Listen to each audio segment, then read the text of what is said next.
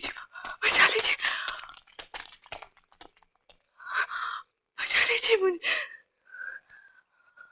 ए शराबी, छोड़ दे लड़की को। सुना नहीं तूने? पीछे हट। छोड़ उसको, लड़की को छोड़ दे।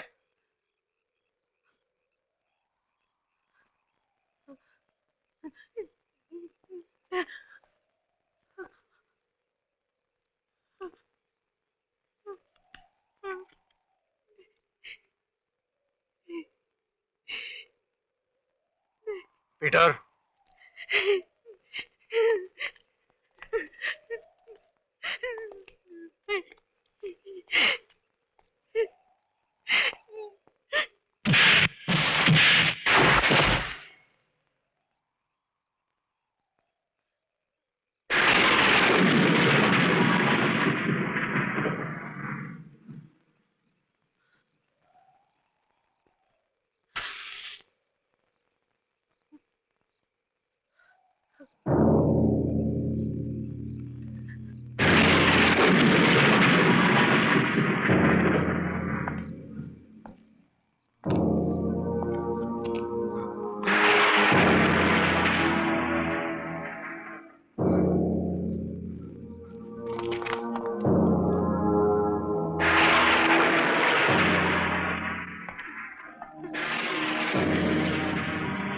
लगता है बारिश आने वाली है।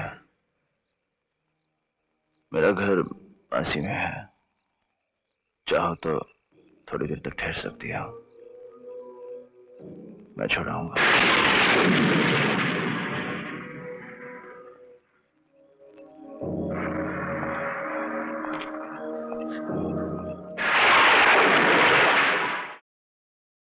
भूल जाओ दामिनी, भूल जाओ। ये कोर्ट कचहरी सब भूल जाओ, कुछ नहीं मिलेगा। तो क्या हमें इंसाफ नहीं मिलेगा?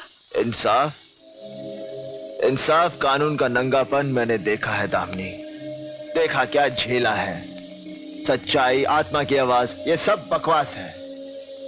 जो इनके सहारे जीते हैं उन्हें सिर्फ दर्द मिलता है। मेरी पत्नी आरती, इसके भी तुम्हारी जैसे आदर्श थे, तुम्हारी तरह बातें करती थी। इसी का सपना था कि मैं बैरिस्टर बनूं, सच्चाई और इंसाफ के लिए लड़ूं। एक दिन फुटपाथ पर वो कुछ खरीद रही थी, शराब से धुत एक रईसज़ादा अपनी गाड़ी के नीचे उसे कुचल कर चला गया। और तो और दामिनी, मैं उसके लिए इंसाफ भी नहीं पा सका। सब यही लोग थे, यही चड्डा, यही अदालत, यही सब। गवाह खरीदे गए, तोड़े गए। कौड़ियों के दाम लोग अपना ईमान बेचते हैं दामिनी, कौड़ियों के दाम। जुर्म रोकने के लिए अगर एक कानून बनता है तो साथ साथ 10 रास्ते बनते हैं उसे तोड़ने के लिए। और इसके बीच क्या क्या इंसाफ पाएगा कोई? और मैं बेवकूफों की तरह अदालत के चक्कर काटता रहा और मुझे मिली तो सिर्फ तारीख।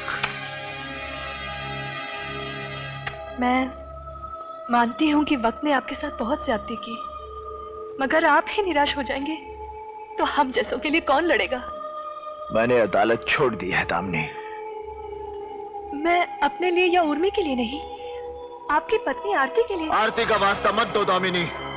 वास्ता नहीं, मैं याद दिला रही हूँ आपको।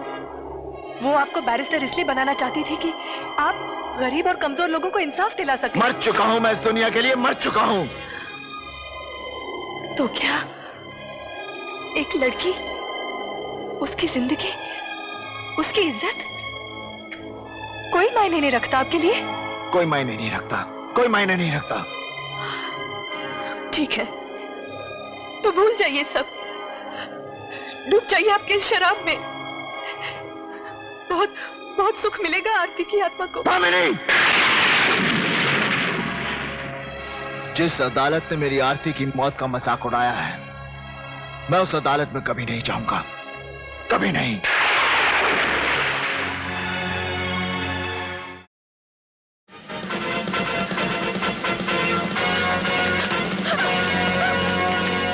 बहुत हो गया दामिनी, बहुत हो गया। सीधी तरह चलो वरना मुझे जोर जबरदस्ती करनी पड़ेगी। वाह कदम वाह, बड़ी चुस्ती दिखाई तुमने। तो आखिर प्रमोशन हो ही गई तुम्हारी। औरतों पे जोर आजमाने का काम डिपार्टमेंट ने तुम्हें दे दिया है। वकालत छोड़ दी तो कानून भी भूल गया क्या गोविंद? इस लड़की के नाम का अरेस्ट वारंट है मेरे पास। सरकारी कागज का एक टुकड़ा मेरे पास भी है, स्टे ऑर्डर। अब अगली तारीख तक दामिनी कहीं नहीं जाएगी। जाओ, जिन लोगों की ड्यूटी बजा रहे हो आजकल, उनके साथ मिलकर कोई नया तोड़ निकालो। मैं तुझे देख लूंगा गोविंद। जब चाहे, जहां चाहे, जब दिल करे। कांस्टेबल भेज देना, दिखा दूंगा। कदम संभाल के रख कदम, केस बहुत चिकना है। फिसल जाओगे तो लुढ़कते हुए जाओगे।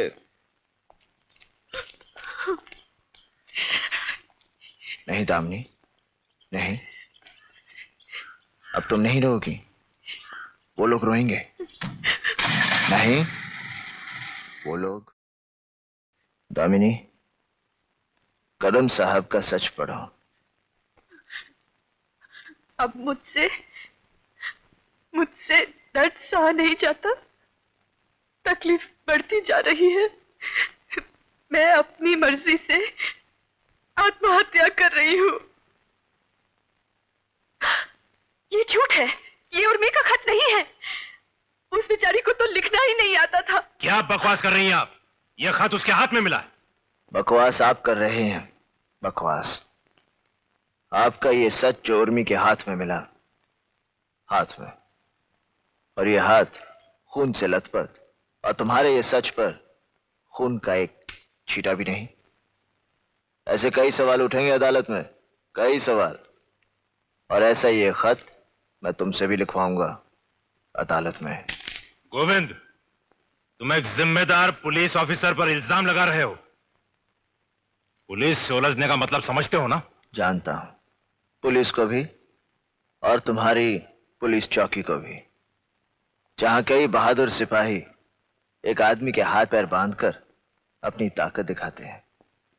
एक कदम, तू कभी चिड़ियाघर गया है?